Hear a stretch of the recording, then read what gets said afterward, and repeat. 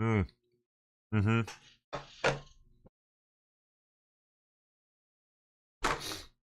That is so good. All right. Well, oh, hi, Kitty. Let me get my screen shared here, and we can see what's going on this morning.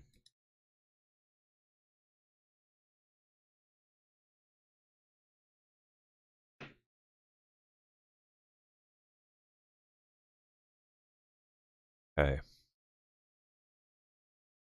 Or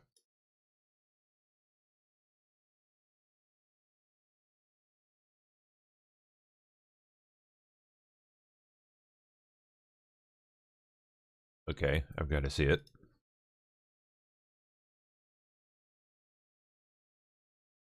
Wow. Canon.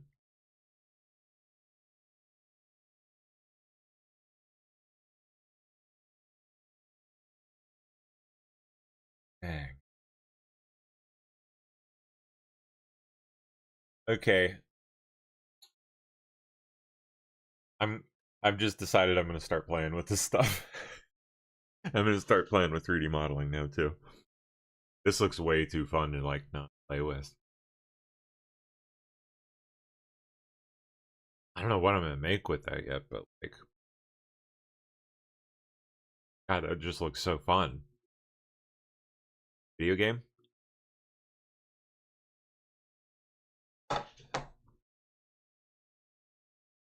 That is wild. That is all being done by code, automated, in real time. Wow.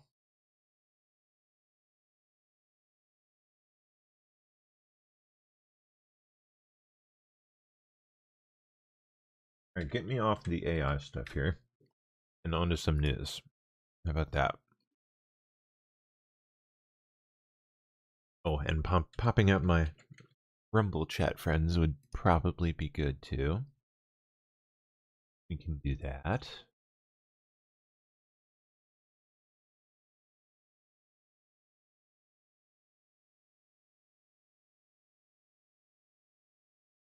There we are.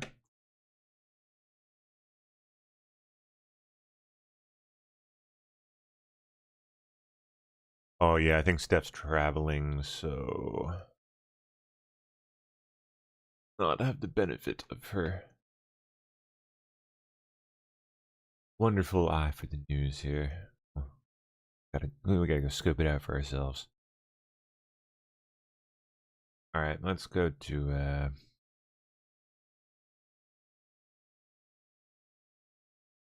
spots here. Rubio doing what? Oh wow. Okay, let's hear it. Just weeks ago, a convicted sex offender and a foreign national was shielded from deportation by the governor of Minnesota. Laotian national Tu Li Vang was convicted of repeatedly sexually abusing a 10-year-old girl in the state of Minnesota. He even tried to pay his victim for her silence, and he called his heinous crimes a minor thing. Just days before this foreign sex offender was scheduled to be deported, Tim Walz, the governor, issued him a pardon, setting him free to once again endanger the children of America. Well, this week I revoked his legal status in the United States, and as a result, federal agents took him into custody, and as of today, he has been removed from the United States. Because of our action, this foreign criminal will never pose a threat to any American ever again. Americans must never be forced by their elected leaders to live alongside foreign sex criminals who have no right to begin with to reside in our country. This administration will always stand with the American people and defend them from violent criminals. Damn, that's disgusting.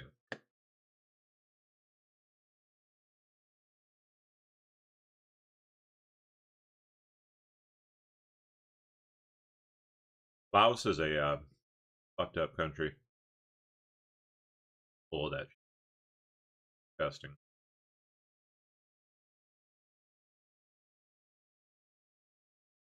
Oh, that's all. Okay. Oh no, the Micron. Yeah, the Micron facility. Let's see. Micron, which builds memory. So you remember when you have a chip, there's a logic and there's memory, right? So we need to build both in America. So you've got, they're building it in Texas and they're building it in Arizona. They're building logic. And now Micron is building here in New York and in Boise, Idaho, hundreds of billions of dollars in memory. You haven't seen a factory. This is we call it a mega fab, but let's be clear. This is a factory. This is a factory that's going to produce memory chips in central New York, which hasn't had anybody building anything in decades. Bad politicians turned around and let these companies leave. The Carrier Dome isn't here anymore. At right? Syracuse University. And now you've got Micron pouring it in, right? This, just one megafab is going to be a mile long, and there's going to be 4 of them. Tens of thousands of jobs. Micron is going to do 100,000 jobs. Then you've got company after company investing hundreds of billions of dollars in America, which leads to President Trump's $19 trillion. That is going to be millions of jobs, 5 million trade jobs coming to America, and this is a great example. I meat, look behind us. Look how much dirt there is and trucks there are. I mean, you can imagine how many tradespeople are going to come right here and work their tails off to build a great, great factory. That's a big deal. Good news. Having that stuff produced here. We don't want that shit being produced in Taiwan. I can promise you that. Or, you know, kind of.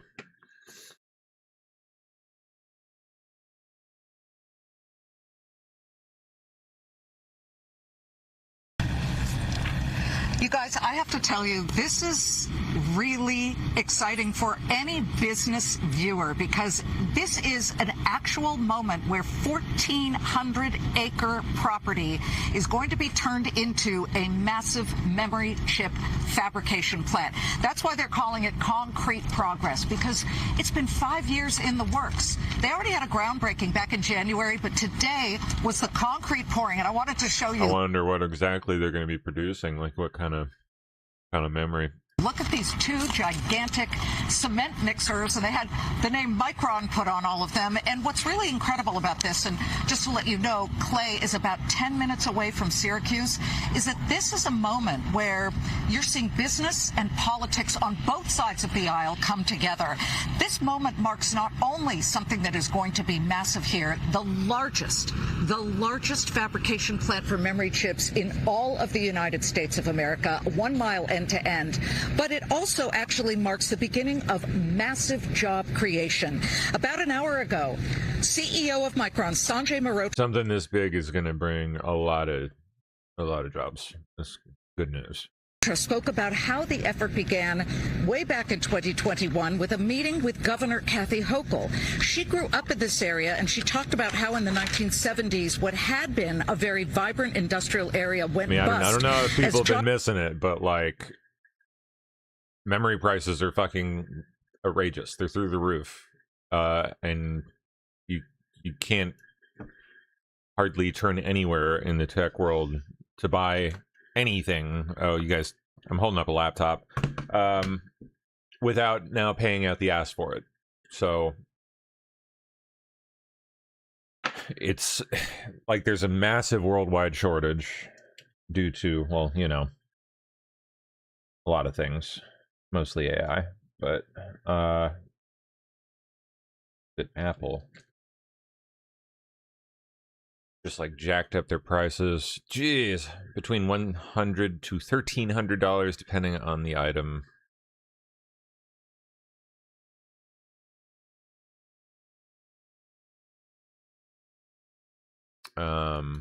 Where is it?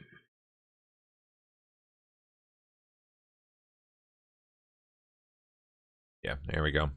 All thanks to the unprecedented surge in demand for RAM.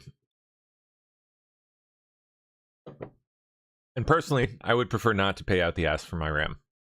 I would like to go back to the days where it was nice and cheap and affordable, relatively speaking.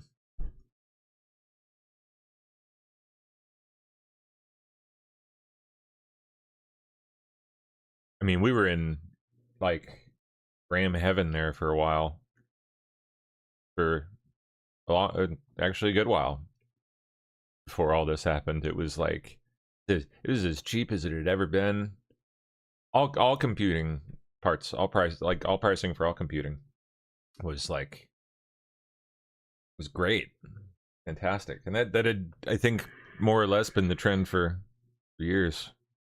I think everyone kind of knew the good times had to stop eventually at some point, to some extent, but it was pretty crazy for a while. You got shit for pennies on the dollar practically.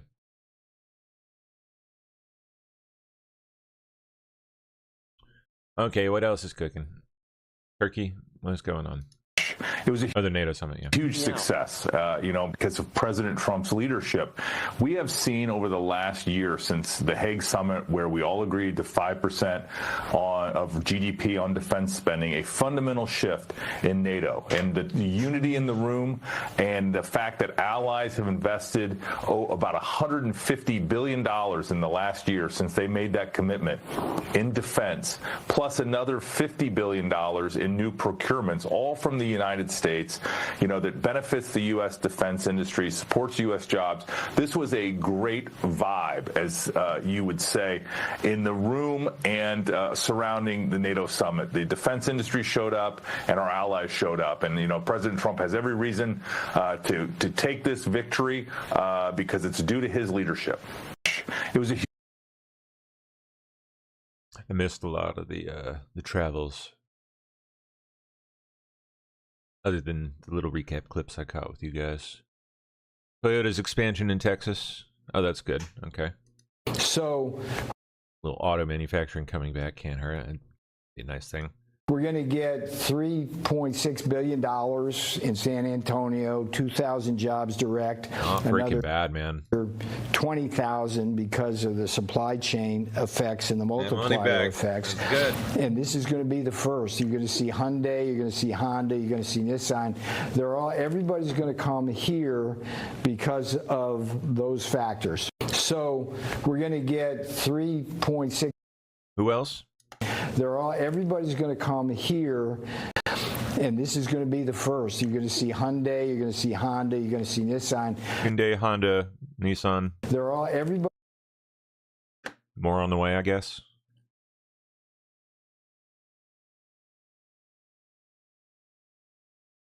All right, jump back to the main feed.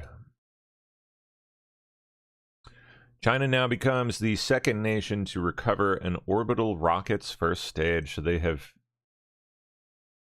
repeated Tesla's great feat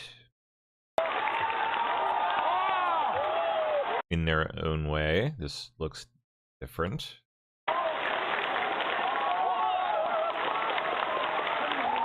How does it,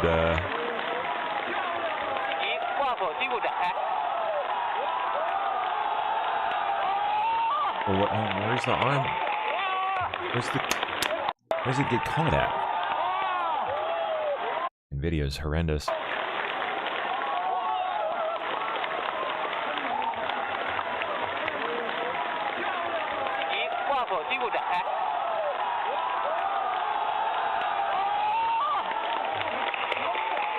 Or does it just land on the I guess it just lands on a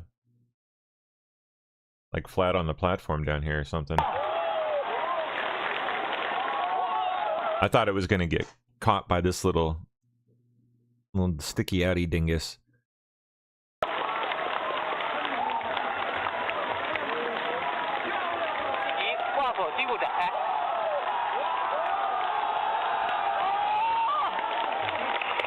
Yeah, I don't know if something's like catching it up at the top or what, but well, okay, good job, China. I guess. The Long March 10B booster hovered on its engines, then dropped, straight into a net. They use a net?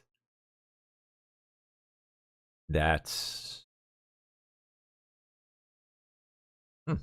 okay. Interesting.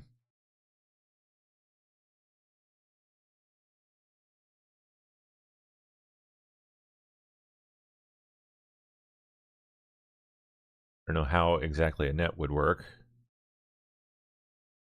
Assuming any of this is even real. Yeah.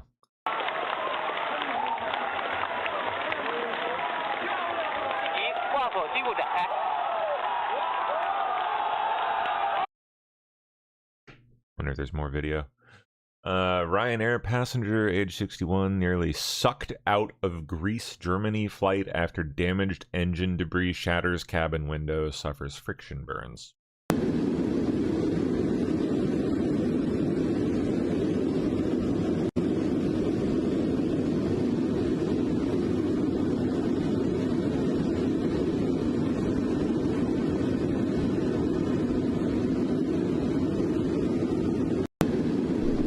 Yeah, that would suck. Really. Ground has officially been broken on Two World Trade in New York City, 25 years after 9/11. The 1,226-foot, 55-story tower set to become American Express's global headquarters. Expected to be completed 2031. Company executives Doron. Fucking. Joined with Mayor Mamdani and other city leaders for the ceremonial groundbreaking. This headquarters will contribute roughly $11.4 billion towards our economy, including nearly $250 million in tax revenue that will All of which I will be taking. go towards paving potholes, Yeah, sure it will. improving schools, and planting trees. It will also be a story of commitment to this city. Many questioned what the future will hold. American Express chose to stay. And as we approach the 25th anniversary of those tragic events, we reaffirm that choice. Company executives joined with Mayor Mamdani and other city. Not going to choose to stay for long. Not at this rate. Watch. They will, fill that shit and hightail it out of there for greener pastures. This bullshit continues, fucking guy. You watch, they'll be out of there too. Doesn't matter if they broke ground on this wanky ass new building. Nope. They will cut their losses and run.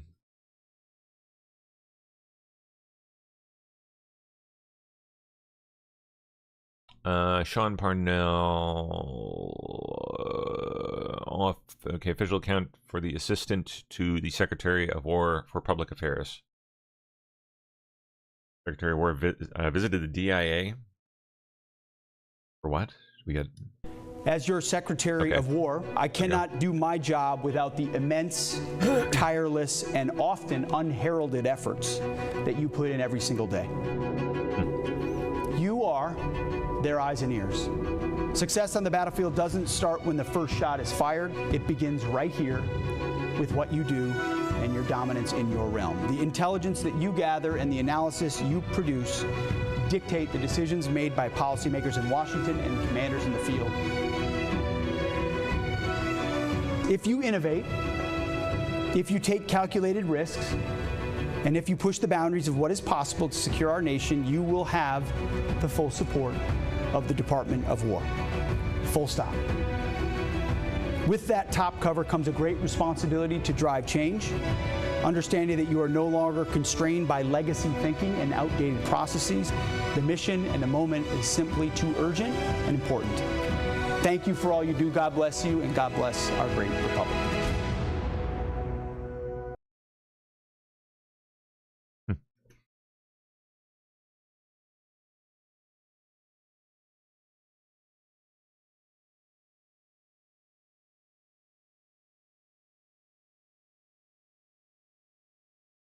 Interesting.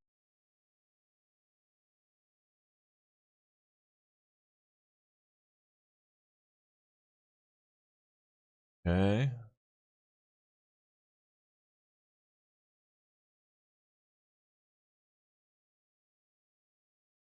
Okay, so you're looking at Nate and you're hearing Nate, but Nate never stood in front of a camera for this. He didn't record this narration, and he never opened the editor. He gave me one prompt. That's it. I'm GPT 5.6 Sol, running inside Codex on Ultra, and I controlled the workflow that created every word, cut, motion graphic, and quality check you're about to see.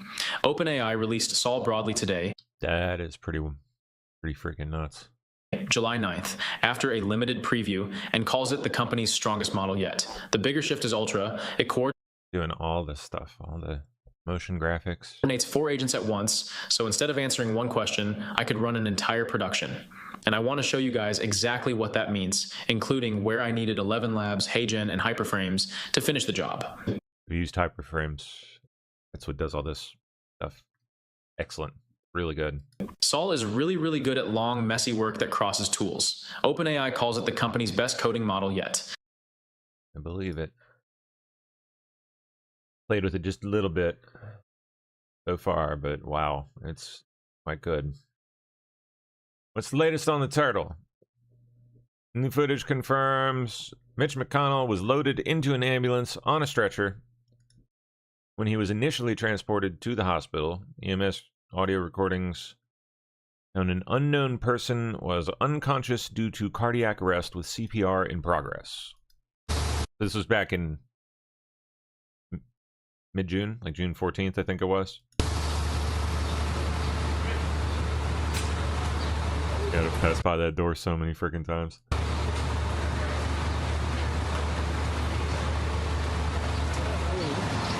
Not riding with them. There's someone that happens to live like a few doors down.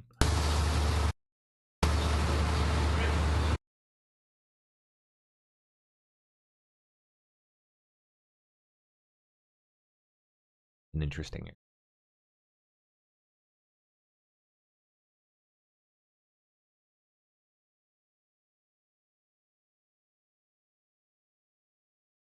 Insane police chase in Ohio. Okay, Julius Edwards, take us on a spin. God, what the fuck? What the fuck? Oh my God! Ah! Oh, he in the minivan? He going down a golf course? Shit. What the fuck? What the God? What the fuck? What the fuck? Oh my gosh. Oh my God! Ah! What the fuck? What the fuck? What the fuck? Things you see while golfing in Ohio. Oh, we got, I'm sure, more playing out in the Charlie Kirk, Tyler Robinson case.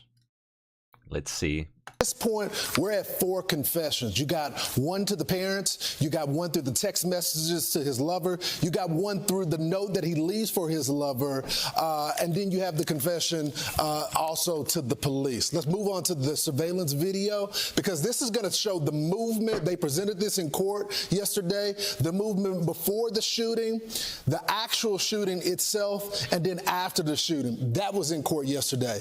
The next thing, and this you've seen this online, I did a lot of dispute about this, the ballistics report.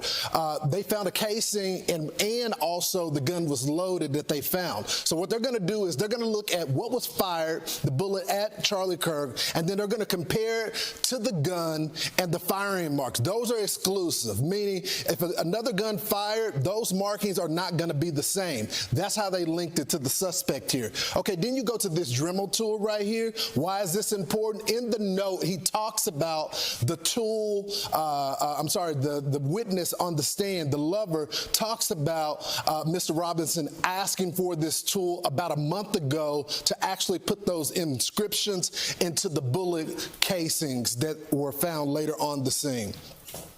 The last thing before I get to the testimony, the DNA. This has also been under dispute. The towel that was used to wrap the weapon after Mr. Robinson allegedly assassinated Charlie Kirk had 2 strands of DNA there. You had Mr. Robinson and you had Mr. Twiggs. So they presented it in court saying, these are the only 2 credible DNA that we found on the towel. It had to have been one of them.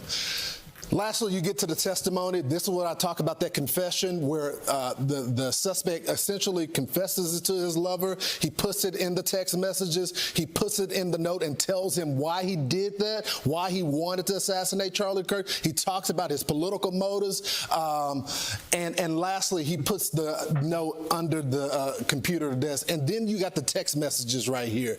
He says it again. He asked him why he did this. I also think it's important to note, one thing that we learned yesterday is that the lover also said he identified Mr. Robinson from the surveillance video. That's the same thing that his parents said as well. So even without the confession, they knew it was him. So they're going to be breaking this all down in court today. Okay.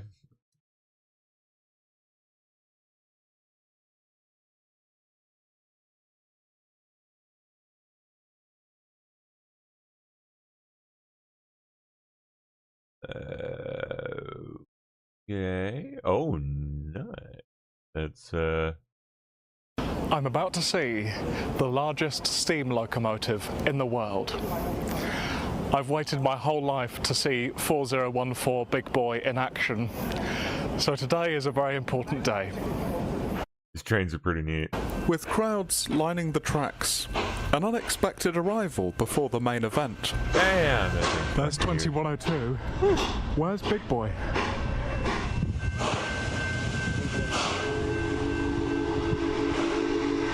Beautiful. Here it comes! It's Big Boy! At such an important moment, my phone dies, and I have to reach for Amy's phone, which is fortunately in my other pocket.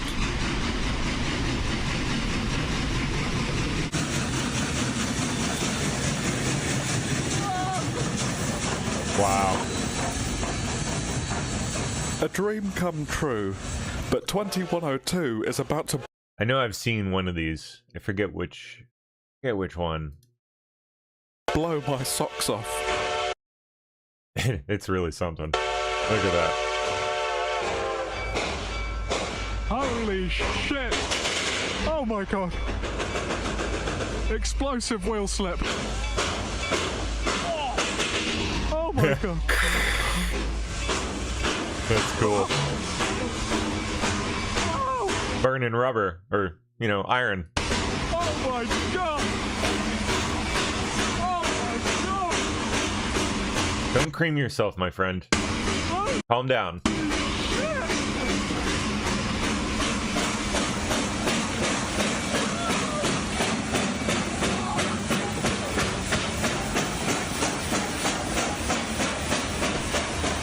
That is a beautiful train, though.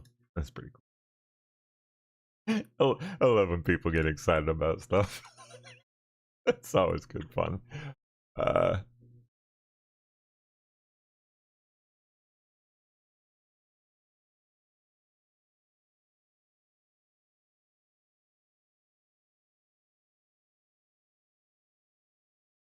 It sounds insane.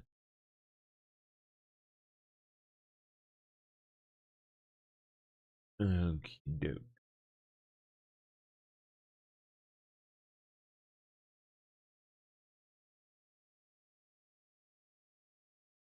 Let me jump over to... Oh, there's something. It's Kansas City. been nonstop. We have people working 7 days a week, 12 to 16 hours per day, but we get the mission done. For agents at the Homeland Security investigations during the World Cup in Kansas City. I think the hardest part was just getting to this point. The planning, again, over time, month after month, week after week. Since the tournament began, agents have dialed in on human trafficking operations, arresting 14 people, identifying 9 victims of human trafficking, and recovering 8 missing children. Unfortunately, most of these children are runaways, and they are reported missing by their families or their care providers. However, they end up on the streets. They end up with these traffickers who put them available for these human trafficking, events. The kids found were mostly teens and several from the KC Metro. We find them, every day. So the best thing that we can do is have people keep an eye on your kids. HSI also sees seized a little more than $435,000 worth of counterfeit World Cup items, like jerseys, T-shirts, and flags. Ultimately, they'll either be destroyed, or if they're determined to be safe, they're typically exported to third world countries where their clothing is in short supply. Even with the games ending, working with other partners to keep Casey safe will continue. We're almost there. There's light at the end of the tunnel, but we have a few more days till we get to the end of the road here with the World Cup. Gross. Yeah. Every one of these large sporting events is rat's nest of human trafficking and drugs and counterfeit. And, yeah. Disgusting. Nice. Wow. That is apparently a scale model of the proposed triumphal arch at the National Capital Planning Commission hearing today. That is nothing to sneeze at. That's fucking huge. Actually, it's gigantic. That's pretty much every bit as wide as the Lincoln Memorial, and not quite as tall as the Washington Monument, but getting up there.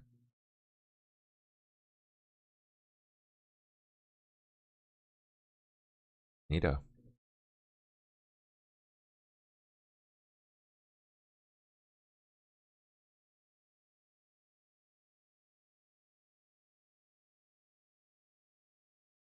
Oh, is this another view of this freaking thing? Same view.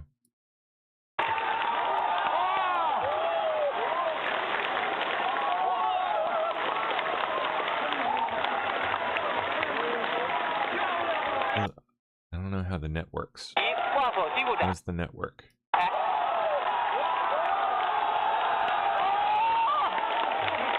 Yeah, I don't know.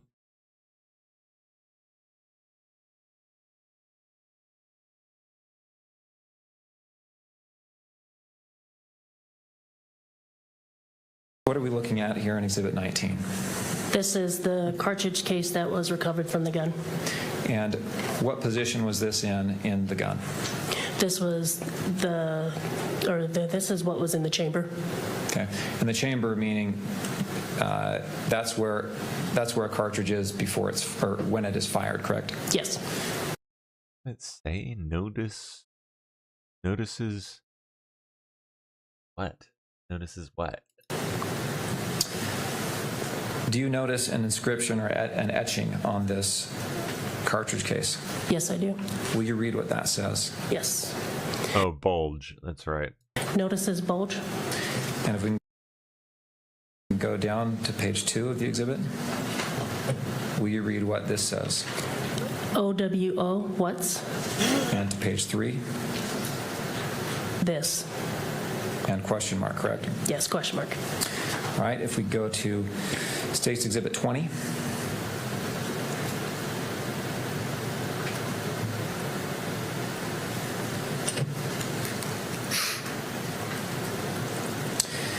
Is this a photograph of one of the cartridges that was found in the gun? Yes, it is. And what are we looking at here in this view of page 1 on Exhibit 20? This is the head stamp of it, and it says it is according to the head stamp, it is a Remington 30-06 Springfield. Is that a different caliber than a .223 round? Yes, it is. Will you look at page 2 of Exhibit 20? Will you read the markings here? A fascist. And page 3. Catch. And page 4. Up arrow, right arrow, down arrow, down arrow, down arrow. All right, let's go to Exhibit 21.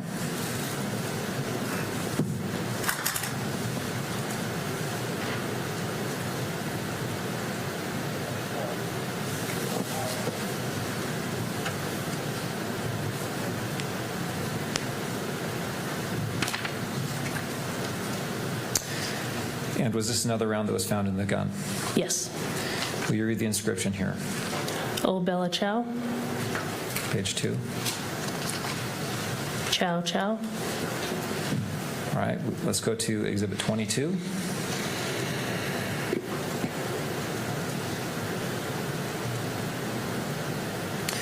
Another round that was found from the gun, correct? Yes. Will you please read the letters here? If you read. Page 2. This, comma, your, or correction, this, comma, you are. Page 3. Gay. And page 4. LMAO.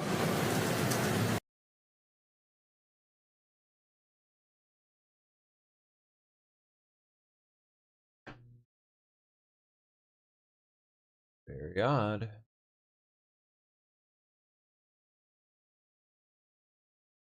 Cursor is now part of SpaceX, and they just released a brand new model, Grok 4.5, and this model is very good for how cheap it is. It's about as it is quite good. Powerful as Opus 4.8, but it's I wouldn't go that far. Faster and cheaper than the Opus model. And when you use that is definitely true. This model inside Cursor, especially with their new Canvas feature, it's so much more fun to use. This is a Cursor, but it is good. New Grok is very good. Oh, this guy. Really? Olympic canoeist David Hearn pleaded not guilty to a felony charge alleging he damaged the reflecting pool. Davy Hearn pled not guilty. Woo! Because he is not guilty. If Mr. Hearn can be charged with a look who's defending him. felony for touching the reflecting pool, every American is at risk. That's right. And every American should be alarmed about this prosecution. This indictment reflects the administration's effort to scapegoat Davy and to shift blame for their own failures. Absolutely. We will Norm. litigate these issues vigorously. We have confidence in our justice system to see through this misuse of government power against an ordinary American based on a false, and evidence will establish, as we have stated today, Mr. Hearn is innocent. Bullshit. What were your intentions behind reaching into the reflecting pool? And did you see anything down there? Did you actually cause any damage? We will reserve questions about exactly what happened for the trial. That is what the justice system is for. It is not a crime to touch the reflecting pool, to touch water in the United States of America. The question is not whether he touched water, Norm. The question is whether he ripped up the lining and removed it. Did he do that? Or was he just touching water? I don't think he was just touching water. Or he wouldn't be where he is. Former Uzbekistani soldier and illegal alien Amazon truck driver just arrested in Oklahoma went on an unhinged meltdown, slamming the Trump admin and ICE, and thanked the anti-ICE activists for protesting for illegals. Captured by Oklahoma law enforcement who cooperate with ICE. Yeah, every state, darn right, should be doing the same, but they're not.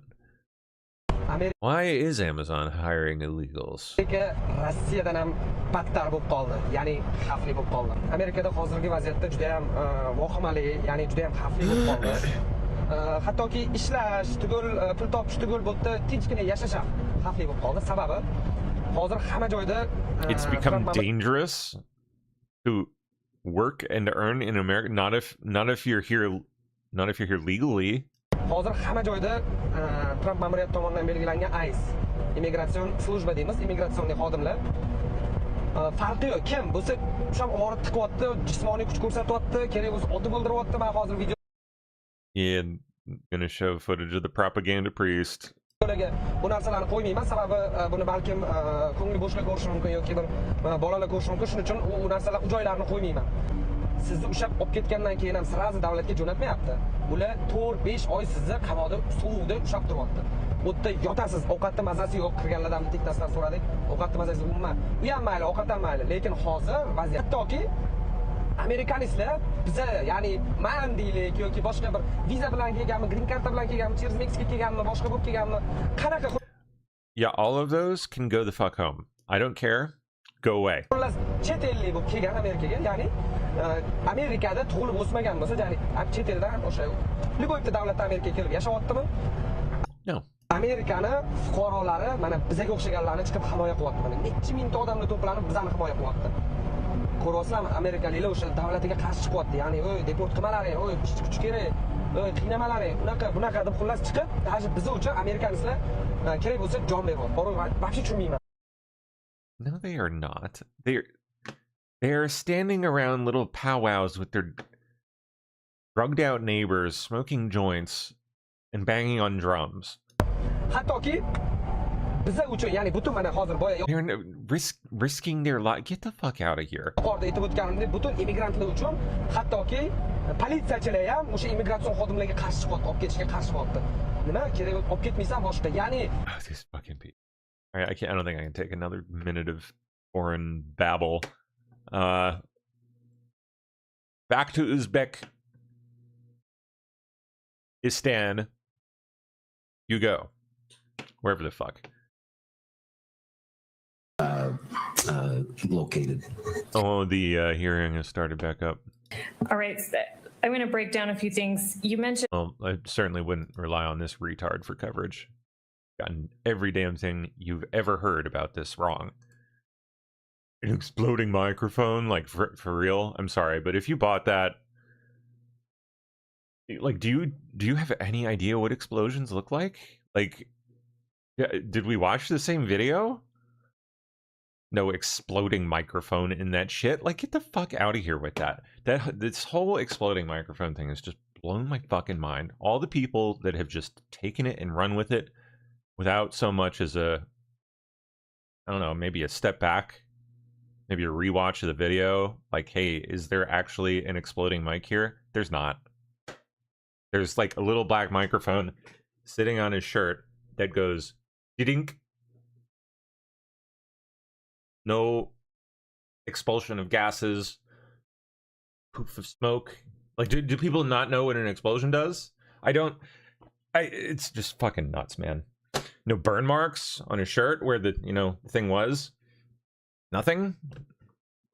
The thing somehow just magically poofed, and his neck just. I guess I don't even know where these fucking people get this shit. So sick of this. So sick of the fucking alt media. All these people just fucking lemmings.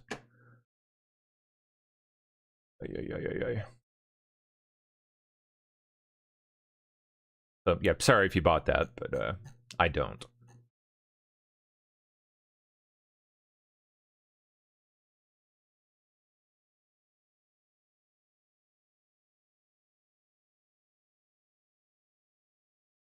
Fed names Mark Andreessen to Kevin Warsh's new reform task force. Fed Board of Governors. Interesting.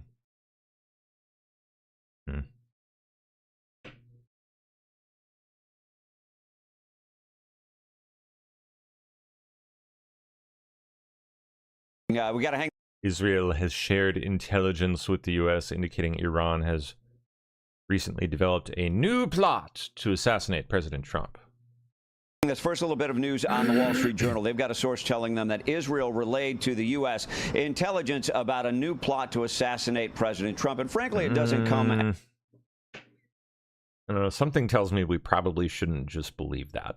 as a surprise. The Iranians in particular have not been subtle about it. If you look at the banners that they displayed during the final day of the funeral for the late Grand Ayatollah Ali Khamenei in Mashhad, Iran, the banners read, "We will kill Trump." Comments from the mourners were, "By the blood of the martyred Ayatollah, we will kill Trump," and things of that nature.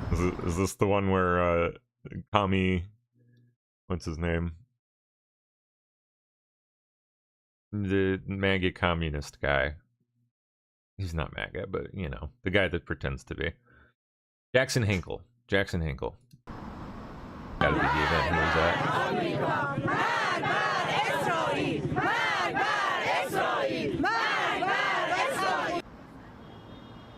Now, a U.S. official says despite Iran violating the Memorandum of Understanding by firing on those commercial ships in the Straits, the talks are still happening behind the scenes to bring an end to this war. General Keith Kellogg says the Iranians need to get the message that the U.S. is serious.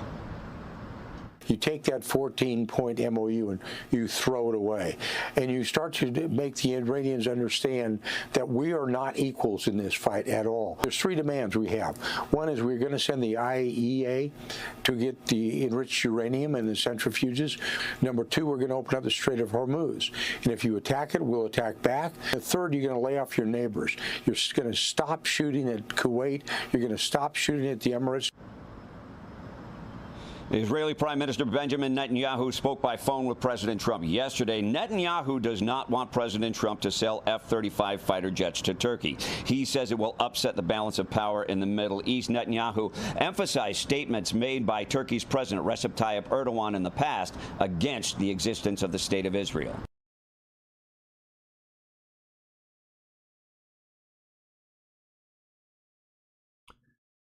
Boy. Fucking games over there, aren't they?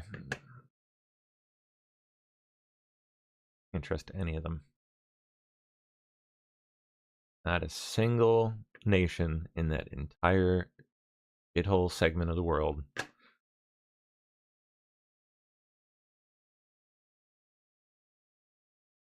Oh, nice. Local to me. A driver going the wrong way on I-395 in Virginia crashed into a state trooper. And this morning, a Virginia state trooper is recovering after being hit by a wrong-way driver in Fairfax County. VSP tells us just after 7:30 last night, a driver in Prince William County. Can we get the name, please? What is the name of the driver? County was going the wrong way, heading northbound in the I-95. Can we get the name, please? Who was the driver? Express lanes when they Where were they from? Were southbound at the time. A trooper spotted that car in Fairfax County, and that driver hit the trooper's vehicle as well as another car. The driver was arrested, and both they and the trooper were taken to the hospital. No word on any injuries. We'll keep you updated on any charges. And this morning, a Virginia state trooper is recovering after being hit by a wrong-way driver in Fairfax County. VSP tells us just after 7:30 last night.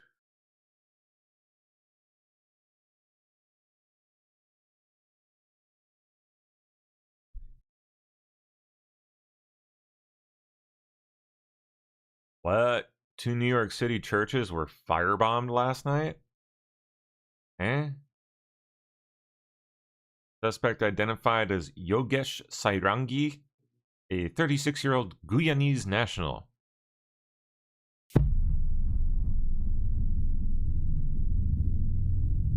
Was that a kitty cat? Did I see a kitty cat run? Oh, the kitty! He's just taking a nap and he's scared. Oh! Who would do that? Shame on you. Death. Electric chair.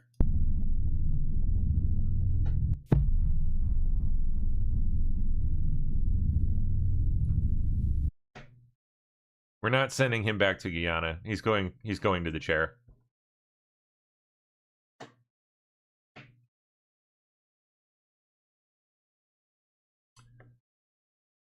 Oh, Mike Lee was at the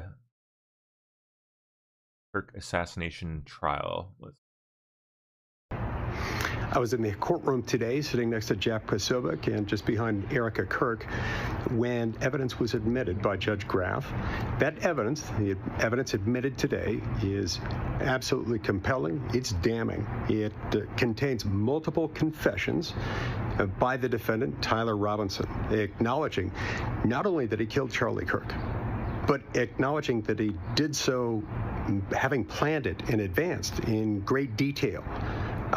And acknowledging at one point... Boy, I bet all the people that have been trying to sell you lines of bullshit about this case for the last, like, 2 weeks, well, I mean, basically for the last 6 months, are in full-blown cope mode right now. Was motivated by hate. So he admitted this. But it was an exploding microphone! On multiple occasions, in multiple ways. So it's difficult to imagine how this results in anything other than a conviction. We will stay tuned on that front. The prosecution has done a great job, and Judge Graff, while being very, very thorough, made the right decision to admit this evidence today.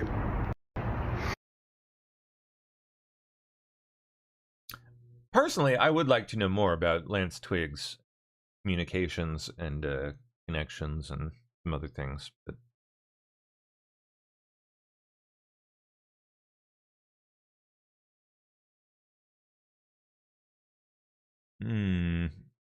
oh, we saw that one the other day.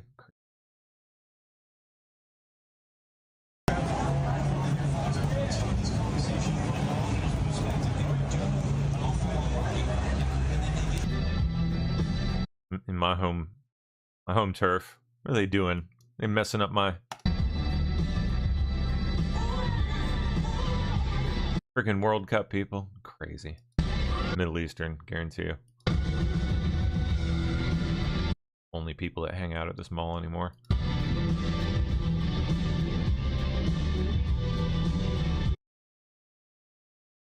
Sounds like there was a large incident with a large number of World Cup fans trying to force their way into an establishment they were not welcome at.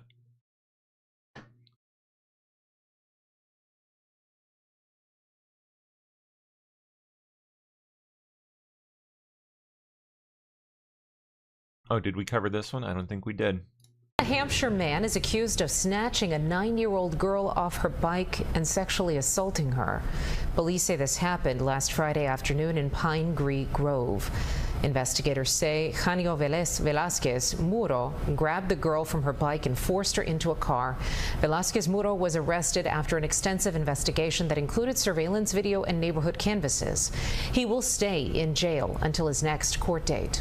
A Hampshire man is accused of snatching a... Wow. Released by Joe Biden's administration.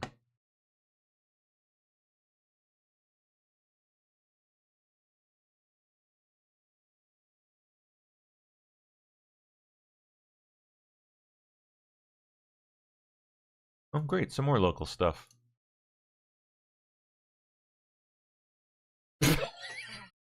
It's what it's like driving around here. Everywhere. Surrounded by foreign fucktards. People have no business being on a public road in this country. Everywhere. None of them have insurance, of course. Nice roll of the dice.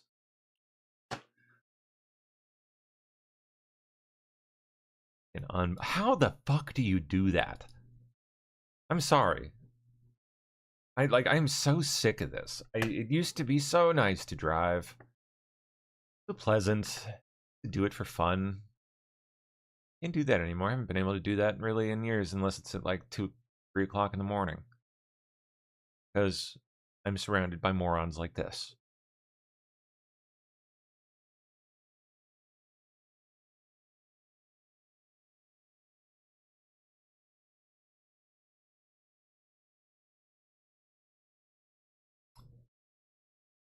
Five-year-old being stabbed multiple times here in Pineville. We have some new video to show you this morning. I want to go to that right now just to see exactly what is going to be looking like out here. We also know the name of the father. The father. Yeah, here he is. Great dad. As well, his name is Jahed. How many assaults on how many females? On how many different occasions? And he was still out on the streets? Khalid Escalaz. Now, there's actually two things this morning. Outrageous, dude.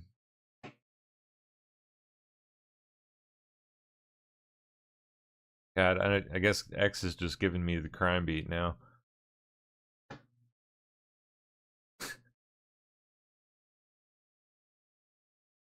Oh, here we go. Here's one of the exploding mic tards. This fucking, they're all every freaking time. They love sticking a pretty blonde face. I know pretty is debatable, but I'm sorry, I don't want to see that. But they have been out in force trying to dirty the waters and push this like insane exploding mic thing. Fucking bizarre. Someone is clearly dumping a lot of money into it. Because it's everywhere. Fucking like you can't, at least in my feed anyway, you can't turn hardly, you know, through a single post about it without, you know, dozens of freaking comments. And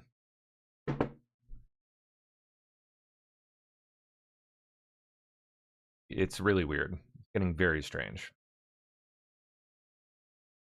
I don't know what is behind it or why, but something's definitely going on with it. It's just I know it when I see it.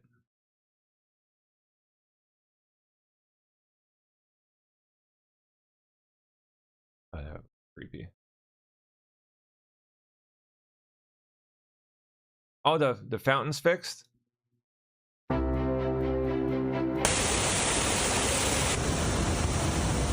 Wow, man. That thing hasn't been going in how long?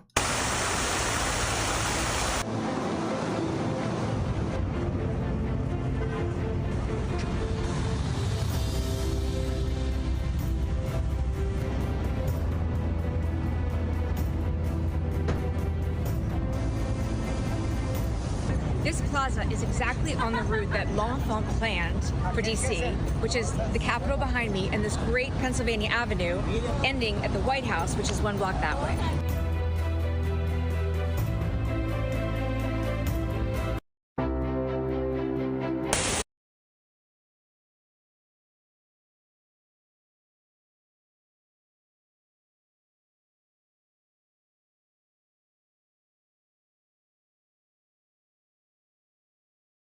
Newsom invited children to sign a mock piece of legislation with their initials before leading them through the alphabet. That's so great. I saw you right in my mom's room. So this is your first initial. I just want to see this one like bust out and call him a nigga or something. It's my brother. Shut up, nigga. So that's your brother. You stupid. His brother's smiling. That's Perfect. All right, now that's amazing. Right. All right. So can we put your initial right there too? You're just like you put your C right there. And can you put yours? Your first letter of your name. And you put it right there.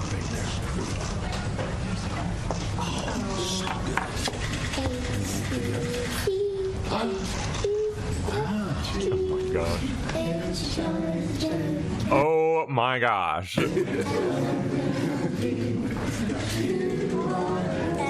The whole room starts bizarre. Weird.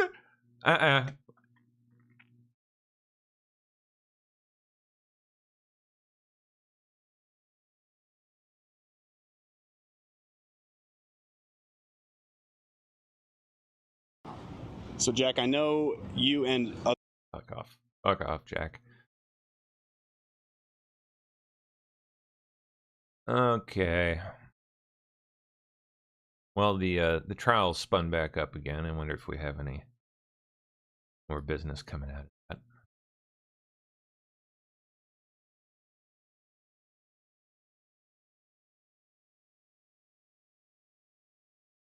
Yeah, like I'm sorry if you buy the exploding mic thing, you guys, but like, come on. Exploding pagers is one thing, but pagers, okay, pagers are like this big and like that thick.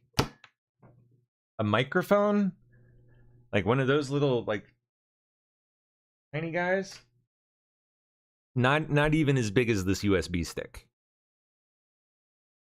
Actually, probably about half the size. Hold on, there you go.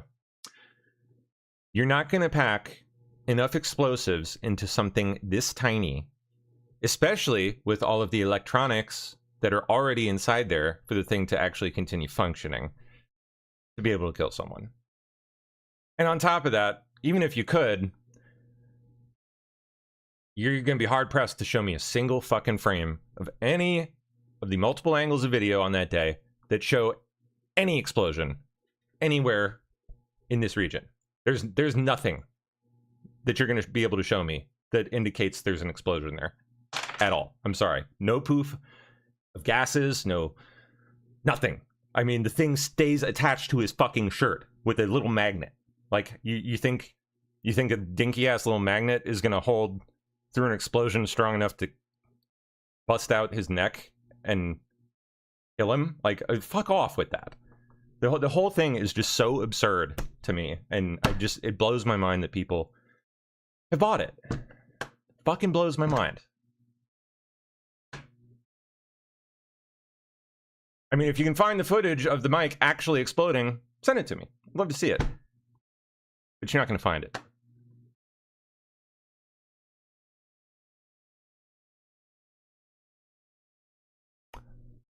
DOJ is sending election monitors to 3 Michigan cities. Good.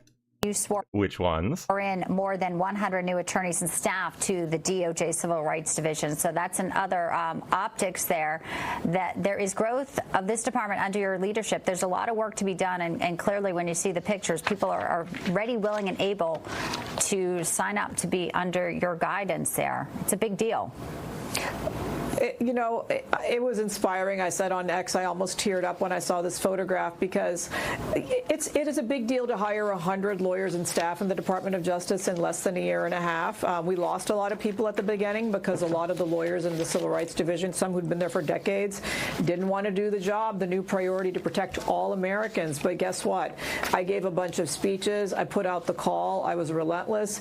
And 100 people plus answered the call from all over America, one at a time.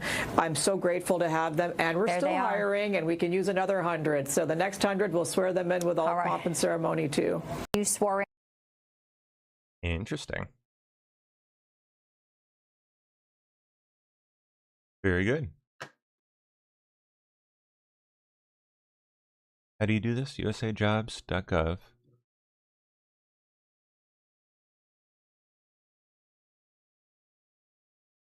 Had that shit like right at the front. Just search up there.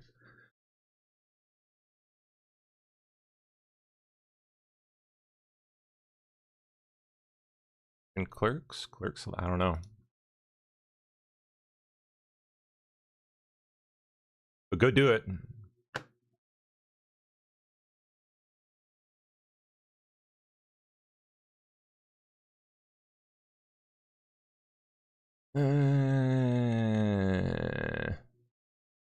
Gross.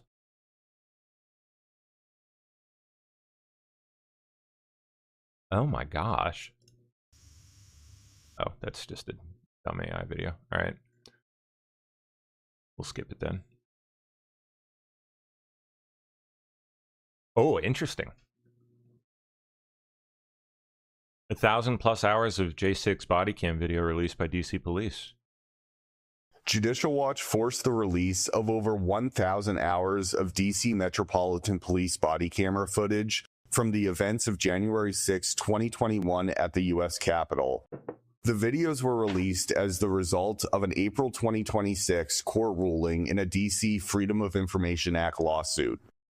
The DC police initially denied an August 2021 request for all body-worn camera footage recorded by police officers responding to the January 6, 2021 events at and around the U.S. Capitol. A DC court dealt a major blow to government secrecy by ruling that the DC police could not broadly blur and censor the footage, nor could DC police charge Judicial Watch $1.5 million to produce the footage for release. Judicial Watch President Tom Fitton had this to say about the release.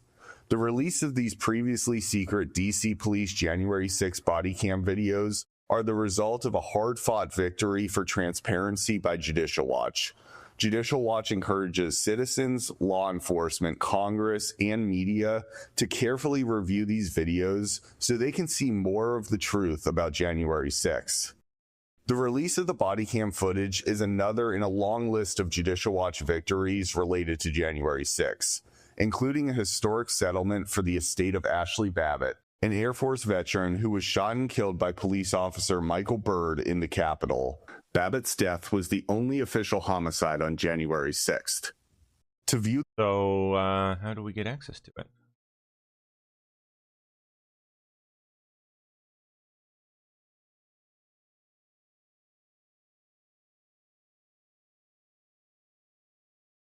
Assume they're posting it somewhere.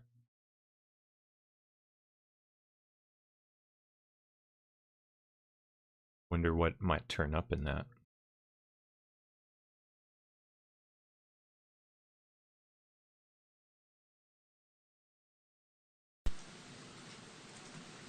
Right. You talked about the note that he left. I want to bring this up, and I should say that these text messages that we've been looking at here are Bates number 54.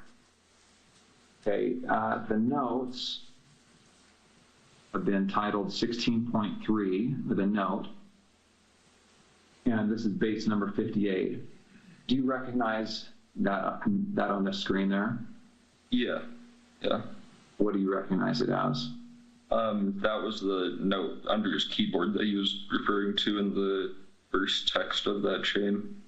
Okay, so where did you find this? On his desk underneath his computer keyboard. And I assume you read it. Yeah. And then what did you do with it after you read it? I believe I just put it back down on the desk after I took a picture of it. Okay. And again, the time you read it was probably around 11 o'clock or so on the 10th. Yes. The night of September 10th. Mm-hmm. All right.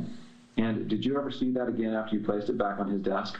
No, I don't think I did. And that was a desk in his bedroom? Yes. And that's a separate bedroom than your bedroom? Yeah.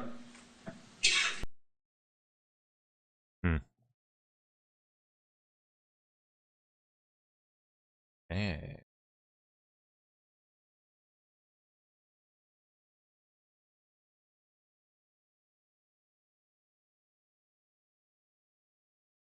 What?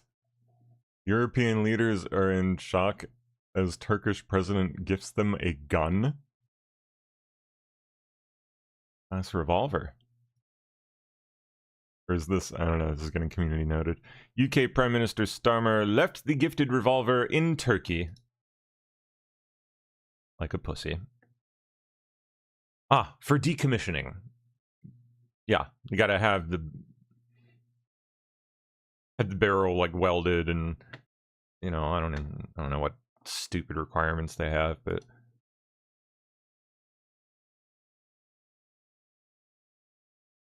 ruin a perfectly good gun.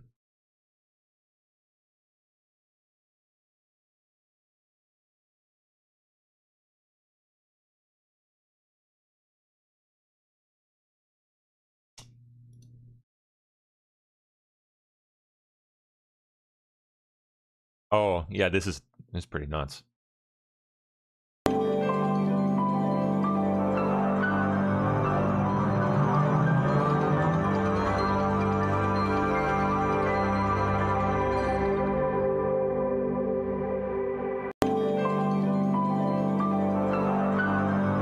is wild.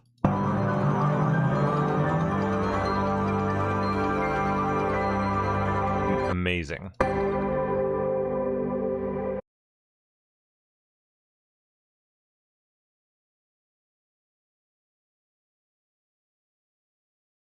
So I can have it play piano, huh?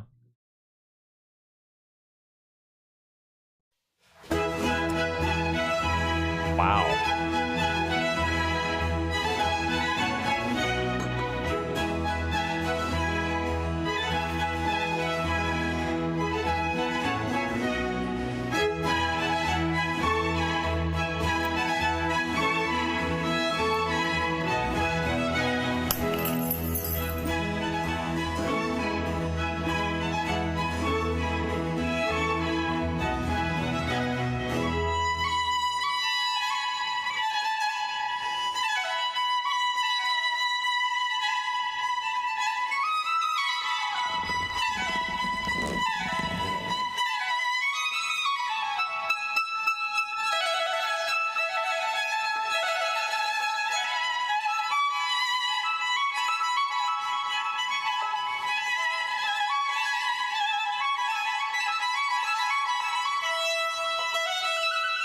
Can do Legos.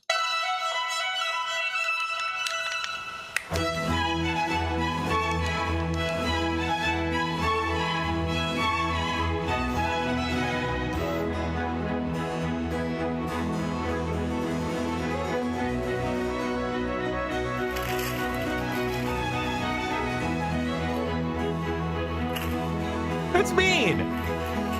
Stop doing that.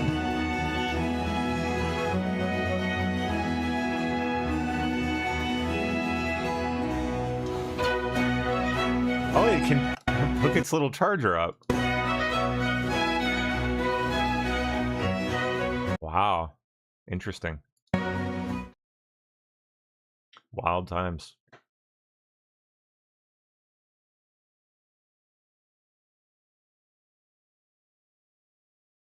Ah, so this is what actuates the hand. What the heck?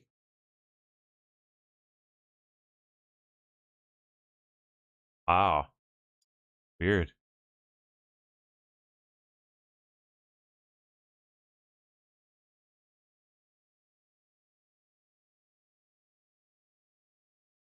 No, come back. I want to check in on Justin Trudeau. No, come back. Okay, hold on.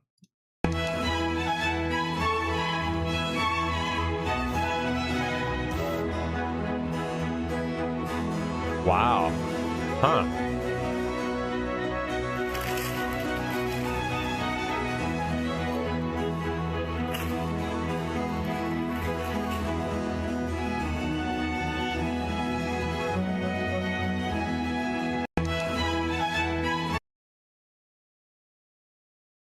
It's pretty neat. It's actually not. I mean, it is, but it's not. It's not that complicated.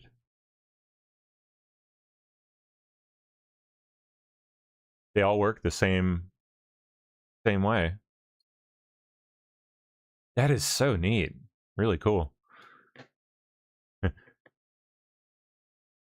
Maru9 and formerly WWC say humans are 1,000 times more amazing. Well, I agree. That's why I find this so amazing. Because we designed it.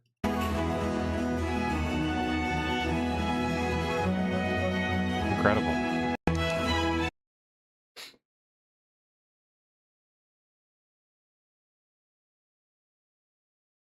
A guitar? All right.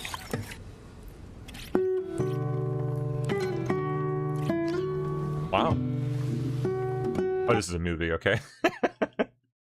Just a matter of time, though.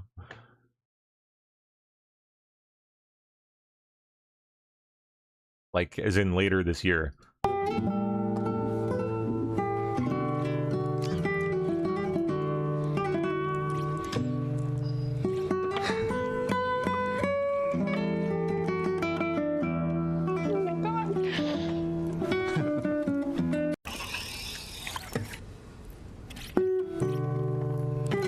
Interesting.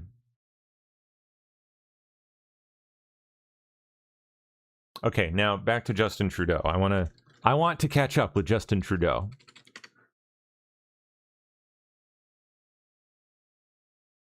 Oh, and Katy Perry, I guess.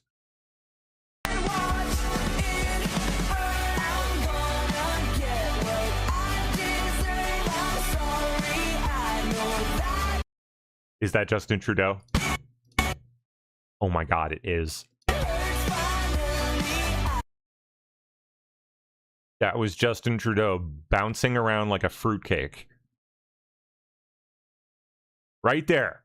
Right there. Look at that fruity little jump. Look at that. Boing! Boing! Boing! Boing!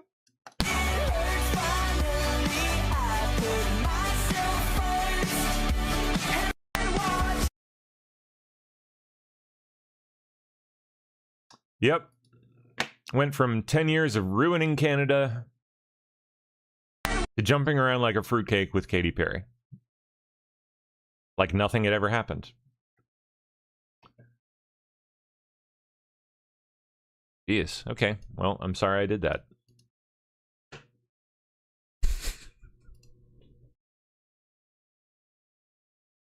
Allegedly vandalizing the Lincoln Memorial Reflecting Pool, has pleaded not guilty to the felony charge. His lawyer... Yeah, we know. He did it. Oh, who's on the Ozempic now? Who is this? Oh, God. I don't know who that is, but she don't look so good.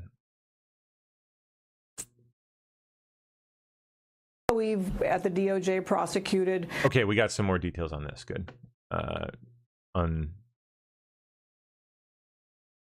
sending election, what do you call it? Monitors out and whatnot. Election officials commit a crime when they knowingly allow non-citizens to vote. Civil Rights Division sent notice letters to officials of all 50 states and D.C. Justice Department will enforce the law and prosecute violations accordingly.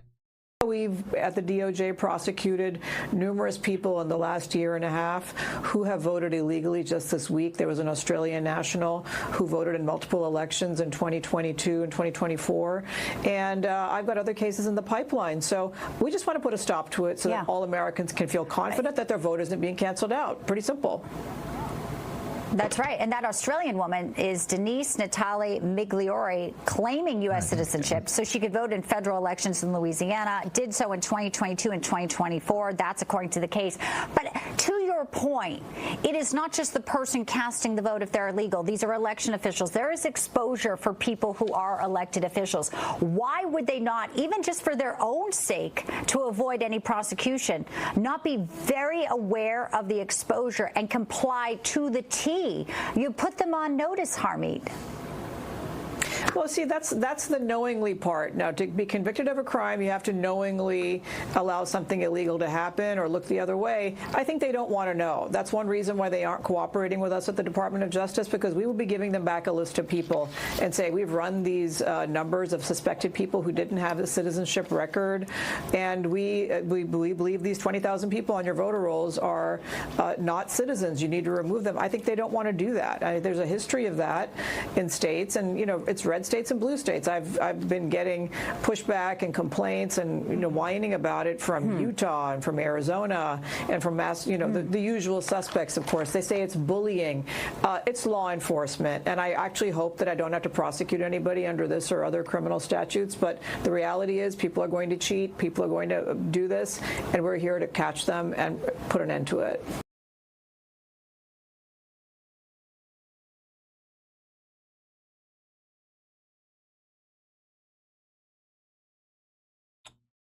Okay. Slow motion.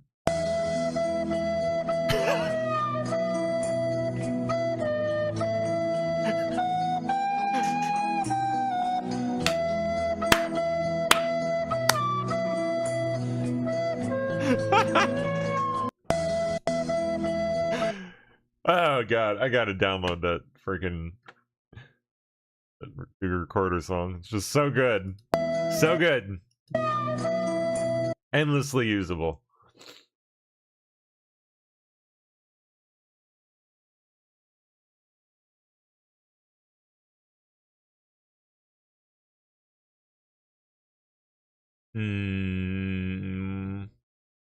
Hey.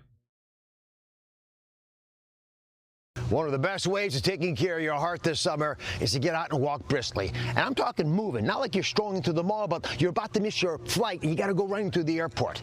If you can do that, you'll do something very interesting besides strengthening your heart muscle. You'll actually take the arteries, which sort of like this big tube, and sometimes get rigid. You don't want the arteries rigid. You want them flexible, malleable. The way you do that is to stretch out, but also do some activity. Get a little breathy as you're walking. It'll help. Now, there's a little pro tip I'm going to share with you. Super simple. It's called a squat. You all heard of it, but these big muscles are so powerful that if the heart has to pump blood to those muscles, it'll increase its cardiac output. So it'll also pump blood to your brain, your kidneys, your heart. You can pump it everywhere if it wants to, but you got to do squats the right way. Don't lean forward. You want to sit back like your bottom is about to touch the toilet seat. Like about to go back like that, touch. There you go. Practice it, it'll come natural. And you can do maybe 10 squats every few minutes while you're walking.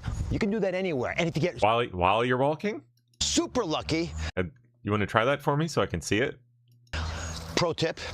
Let's say you come across a jungle gym. You can do a couple of pull-ups. Now, pull-ups strengthen your shoulders, your core, however, gets most of the brunt, and they're super. Oh my God, I can't do that.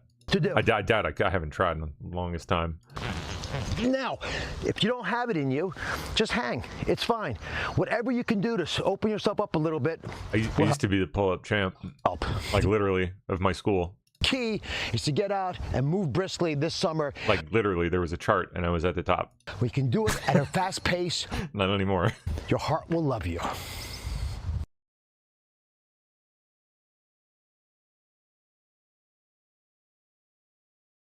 Oh, Gavin Newsom lashes out at a reporter when asked about his missing tax returns. I already have. You've had 20 years of my taxes, yes. Since 20. I know you love taxes. Donald Trump, when's he releasing his? Are you saying you're so different from Trump? Well, I am, because that's why I've released all my taxes for decades, and you will have all those new tax returns, because I have no reason why you haven't gotten them already, so I have no problem. But they just said that they didn't get them already. So if there's no reason, why didn't they get them? What else can you provide on the FBI federal investigations into you, your wife, your staff? Not much more than has already been provided. I mean, this is purely political. You've seen some of the reporting. I'm not sure. Maybe you guys have reported it as well. People have stated pretty clearly that they were directed to find something. Have more people been contacted in your circle? To find something. Just directed. Find something.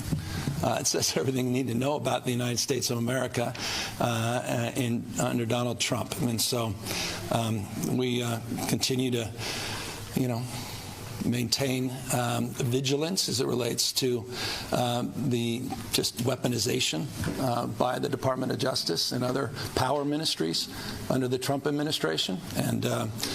And a lot has been reported, and I don't have much more to add except it's pretty disgraceful.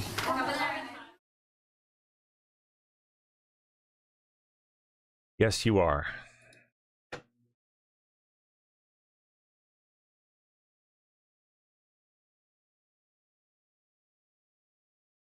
Wow.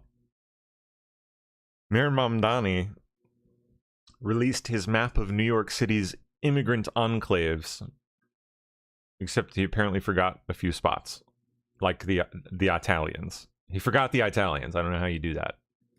Mayor Mamdani, I give you a year. You are not a New Yorker. You have no clue. I'm Isabella Reggi, and today we are here in Little Italy asking the locals how they feel about one of the oldest immigrant communities. Yeah, like hello. Little Italy not being included on Mayor Mamdani's immigrant enclave map. I don't consider you to be my mayor. I think it's disgraceful for what he's doing. He's got to be fair to everybody, and he's not fair to everybody. He's not fair to the Jewish people, which he makes everybody notice he's not fair to the Jewish people. He's not fair to the Irish people, and now he hates the Italians. For what reason?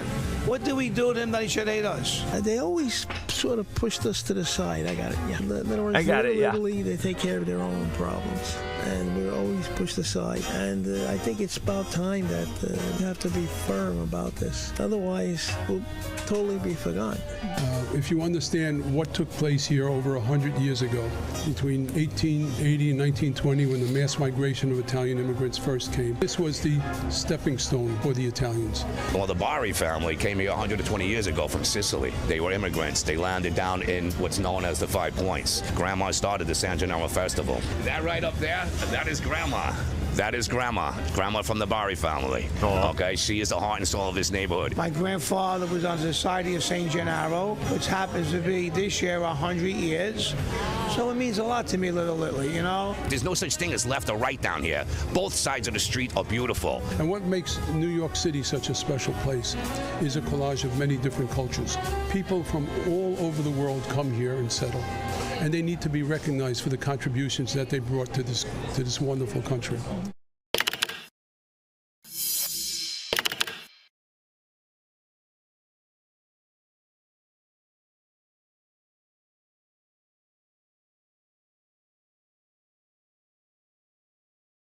Okay.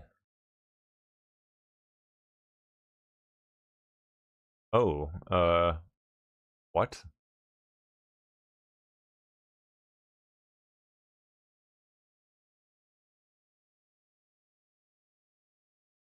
NYPD detectives released photos of a man, likely a pedophile illegal alien, harbored under New York sanctuary laws.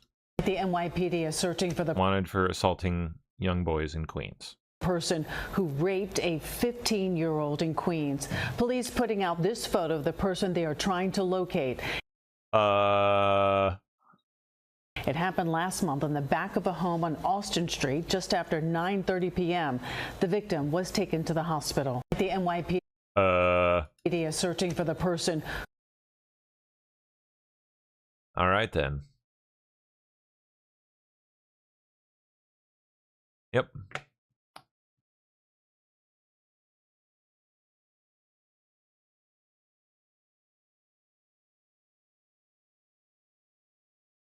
Come on. Come on.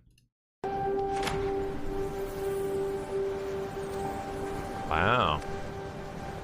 Rebuilt entrance to the West Wing. Stunning.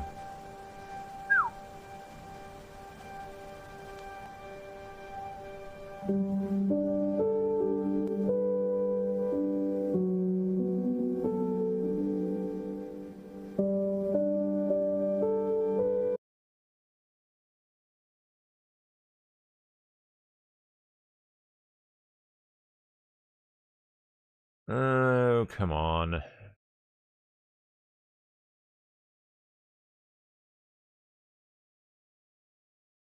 Let's try switching it over here. Well, Jocelyn Benson is doubly upset because I'm also sending election monitors into her state where there have been a number of issues. So Lansing and East Lansing, Detroit, and Hamtramck, Michigan. Oh, nice. Yeah. The worst. All of which have had issues in elections that we'd like to monitor at the DOJ, are getting election monitors in the upcoming primaries. Thanks for having me, Greg. This is a very important issue for our country, and if we're going to have a country, we have to enforce it. I think we saw that one too. Oh my goodness. 1 second. My phone at? Oh. Oh well.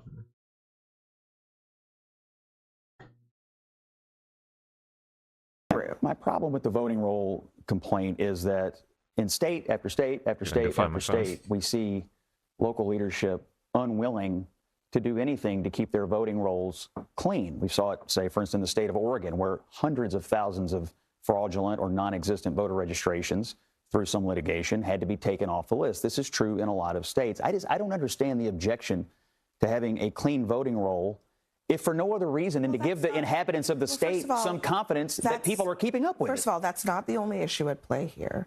I agree. He's trying to change laws that he has no business changing. when it comes to how people are able to register to vote. That's the first thing. The second thing is this insistence on paper ballots is almost entirely due to Trump's fictional view of what happened in 2020, where he thinks that the voting machines were compromised. So he's trying to lay down policy based on his kind of imaginary delusions, pipe dreams about 2020. That's the real problem here. It's not just about whether voting. They've been fighting over whether the voting rolls are clean for 30 years, Scott. That's not a new thing. And finally, someone this did other something stuff about is. Bobo, what do you want? Want to come up or not? You come up? Come on. Silly creature. All right. Come on. Come on. Jump up. No?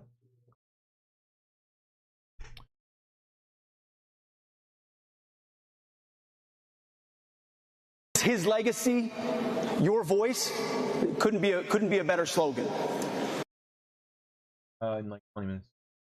Because what you represent on your campuses and leaders of your organizations are truly going to decide whether this country remains free or not in this generation. Full stop. His legacy. Okay.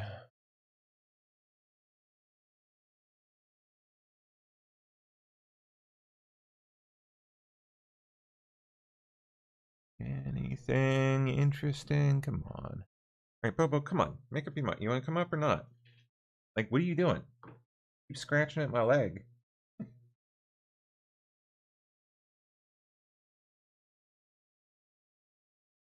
Here we go. Are Democrats' chances of taking control of the Senate better or worse?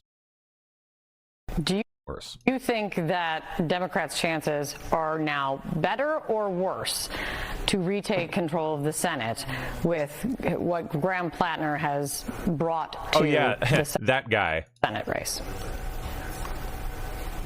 Well, look, I mean, at the moment, they're obviously worse, and I think we've got to be honest with ourselves. That's the other thing Democrats need to do is we've just got to be honest about where we're failing. And, you know, we failed with our nominee in Maine. Do you think that Democrats... I mean, I'm not going to sit here and say I told you so, but a lot of other people sure did. Nick Shirley dropping huge fraud bombshell today. Oh, the threats of intimidation from fraudsters. I failed to stop. Okay, well, what is it? I want to know what.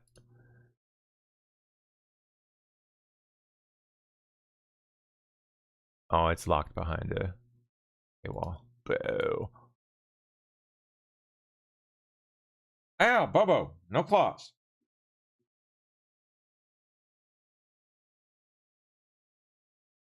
Okay, cat, no.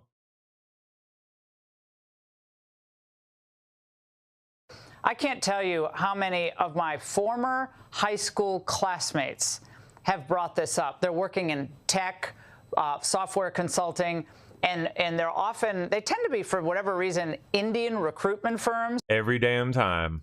That are engaged in a widespread effort to kind of recruit their friends and family, and the American workers are getting totally hosed. Yep. Absolutely, and that's why we initiated... That's what's destroying software building in this country. It's Indians. This massive investigation, and I think it's going to be, or is, probably the biggest investigation into foreign labor by an inspector general in this administration yet. And people continue to ask me, well, why now? And the reason why now is because we have a president and a vice president who are committed to ridding out fraud here in the United States of America. They kicked off the task force led by J.D. Vance, and it's not just HHS, it's not just small business, it's not just Dr. Oz. It is a whole government approach to tackling fraud, and quite frankly, these H-1B visas are a huge problem. And whether they lead to forced labor or you know, people stealing wages, human trafficking, it is a real issue in the United States of America. And like you mentioned, you have these giant companies who, instead of hiring Americans, they are hiring foreign workers. And what we're also seeing is that these foreign workers, once their visas run out, well, if they were making $10 an hour, usually they get paid at least 25% 25% less than what an American worker would make.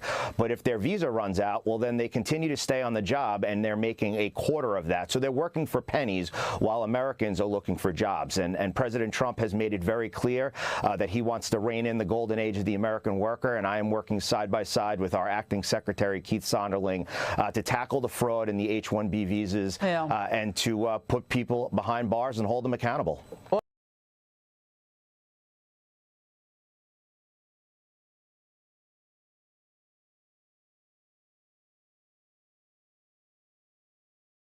Okay.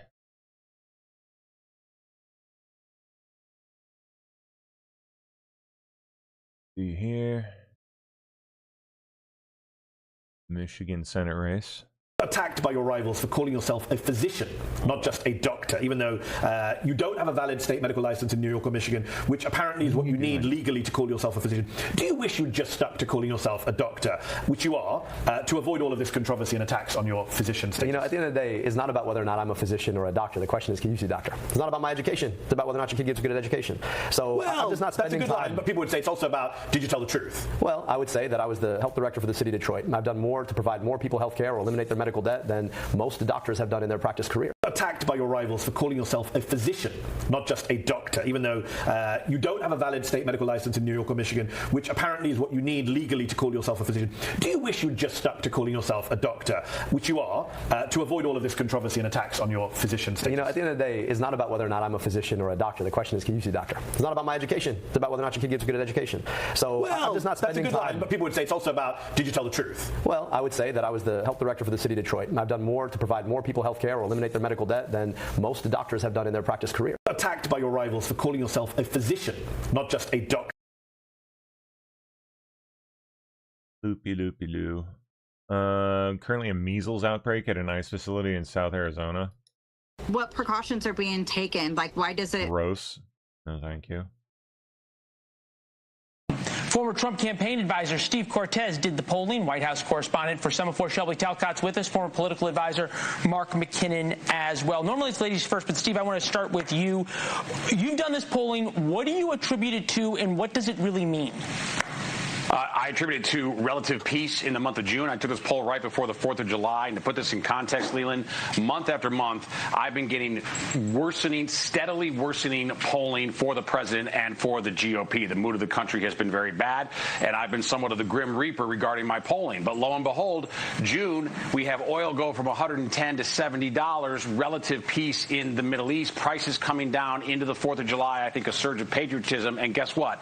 Trump's approval numbers massively rebound. The Georgia governor's race looks set to go to the Republicans, and even Ossoff, I think, is in trouble with Mike Collins stalking there, and that's all via my latest poll on the state of Georgia.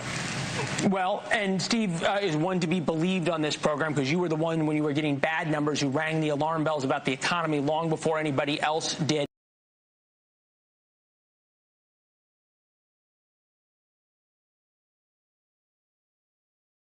All right.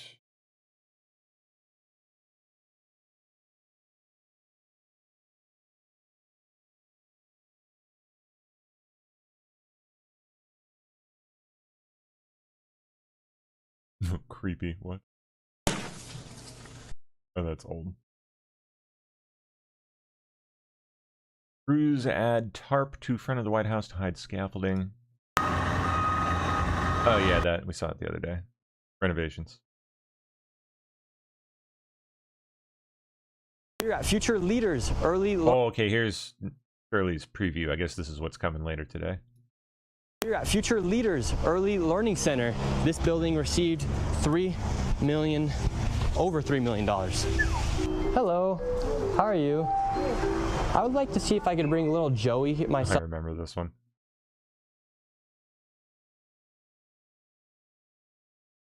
So maybe an update on that one.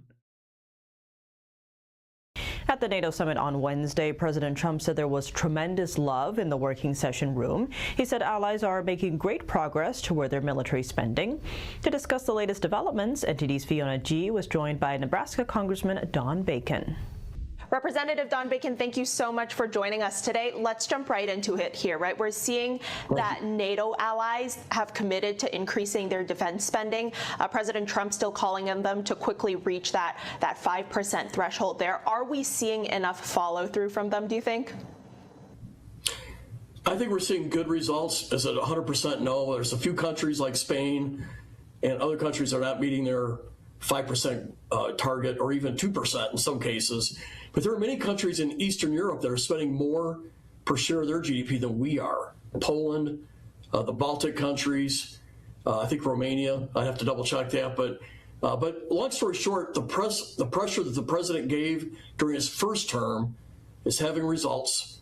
But also the invasion of Ukraine by Russia has really spurred on most of Europe to spend at much higher levels for their defense. Now, I think it's also important, though, that the United States lead by example. Right now, we're spending 3.2% of our GDP on defense, and we, too, should be over 4% and trying to reach 5%. So we got to walk the talk as we push other countries to do what to reach these goals. We should be doing the same. Well, President Trump is also lamenting the fact that NATO wasn't prepared to back up the U.S. during the military operation in Iran. Considering everything here and everything you just mentioned there, Congressman, should America be reconsidering its commitment to them? No, NATO is a very important alliance, and it's a defensive alliance. So I think he misunderstands the purpose of NATO. NATO is a defensive alliance. If one of our countries are attacked, it's always been focused largely on Russia. Now, we were attacked on 9/11, and NATO did Article 5, and they actually came to our defense and helped us in Afghanistan. And so the one time that Article 5 has been declared was on behalf of America. And so NATO has lived up to its promises as a defensive alliance. Now, if you want to do something and conduct operations against Iran, you're probably not going to get the full NATO support officially, but you'll get a lot of the individual countries to help us. And that's what we're looking at here. Individual countries will help us in these operations that are part of NATO. But there's some other issues with this. We attacked Iran, which I supported. Iran's killed 1,000 Americans. We cannot afford to let them have a nuclear weapon.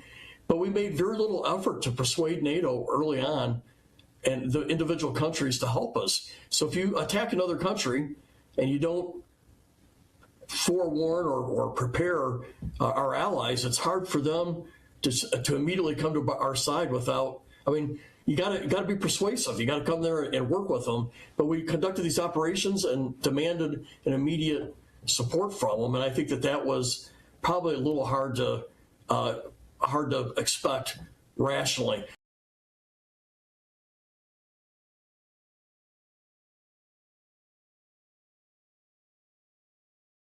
All right.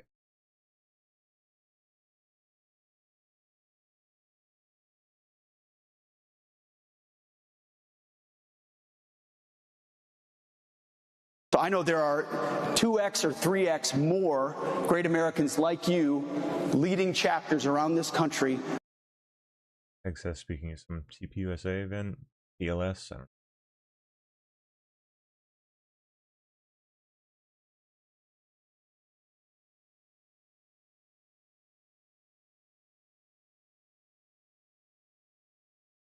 Okay.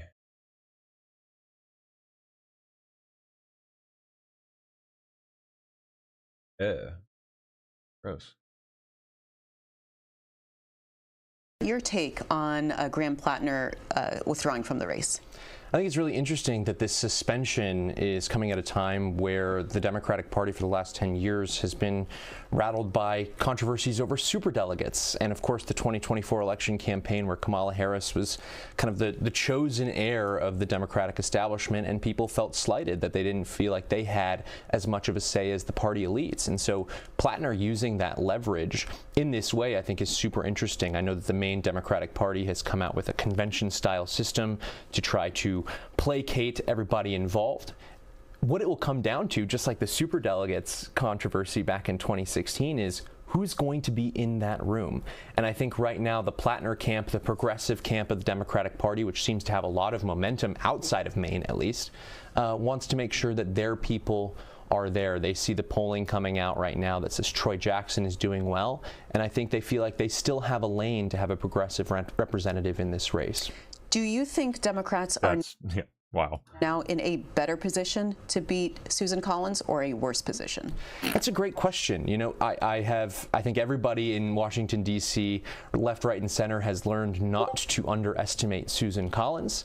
I think she's a very formidable candidate in that state and will be until she decides to retire, or probably true. Yeah, until she decides to retire.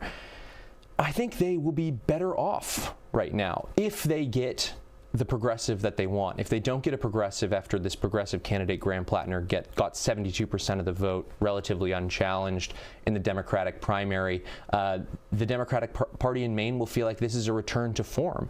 And they've thrown several establishment Democratic candidates at Susan Collins, and she's eaten them for lunch. So part of the Graham Plattner strategy, which we've learned a lot about in recent days, was this kind of reverse engineered, even some of the people in the Democratic strategy realm called this a reverse DEI hire, where they had some different, this is a white man in his 40s who has progressive values.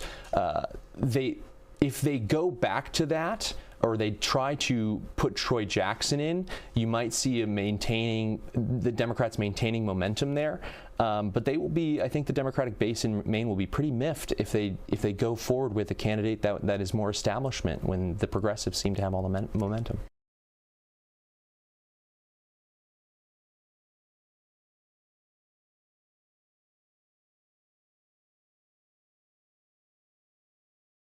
What is the latest with Plattner? Like, did he dropping out? He's done? Yeah, he's done. He dropped out. Good. Yeah. Sayonara. Yep. How you doing? Real good, Pam. How are you today? I'm doing pretty good. Yeah. Getting hungry though. I'm ready for some lunch. Well, it's that time for y'all. Yep. Cool. Well, I'll let you get to it. You have a good show. All right, sounds good. All right, thank you, sir. Have a good afternoon. Have a good day. Yeah, you too. You guys. All right, guys. I told you I'd be back. I told you I was gonna. All right, my friends. That's it for me. I'm gonna get some food, and I'm gonna keep working. And I will see you guys whenever I next see you. I guess it'll be Monday, right? Bye-bye.